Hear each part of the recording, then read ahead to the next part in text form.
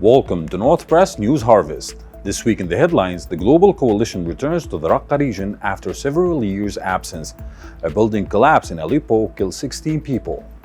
On January the 22nd, the collapse of a five-story residential building in the Sheikh Maqsoud neighborhood of Aleppo claimed 16 lives and injured 2 others. The collapse has many other residents of Aleppo worried about their buildings in which they live, many of which are built without proper support structures and are not up to proper building codes. The US-led global coalition has returned to the Raqqa region to conduct anti-ISIS operations for the first time in over 3 years. The Syrian Democratic Forces and Internal Security Forces of Northeast Syria launched Operation Revenge for Raqqa Mortars, which targets ISIS sleeper cells in the Raqqa and Tabqa regions. The operation, which is backed by the global coalition, succeeded in arresting dozens of ISIS suspects in Raqqa, as well as ISIS governor for Raqqa, who has involved in the planning of a deadly attack on security forces headquarters in Raqqa the last year. Daraa continues to witness security chaos as this week 12 individuals, including civilians, were killed in Daraa city and its countryside. 5 government soldiers were killed by unknown gunmen last Thursday, and a doctor was killed in the crossfire while exiting a private hospital. Also in Daraa, a 14-year-old boy was killed by a landmine was in the field close to Mahajeh in Daraa's north. Russian and Syrian forces have restored Al Jarrah military airbase in the countryside of Manbij after the site was previously out of use for several years.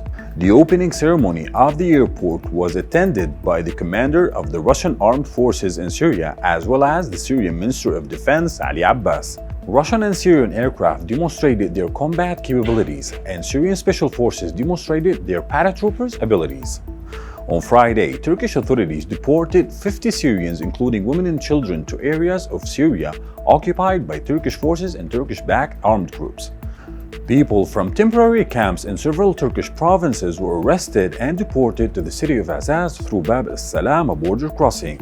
Just few days prior to this, 40 Syrian youths were deported to Azaz on the pretext that they had not finished filling out their paperwork. France announced the repatriation of 47 people, women and children associated with the Islamic State from camps in northeast Syria. A French delegation met with the Autonomous Administration Department of Foreign Affairs to discuss repatriation and Turkish military threats against northeast Syria. The bodies of several members of Iran-backed Syrian government militants who were captured by ISIS last week were found west of Deir ez-Zor.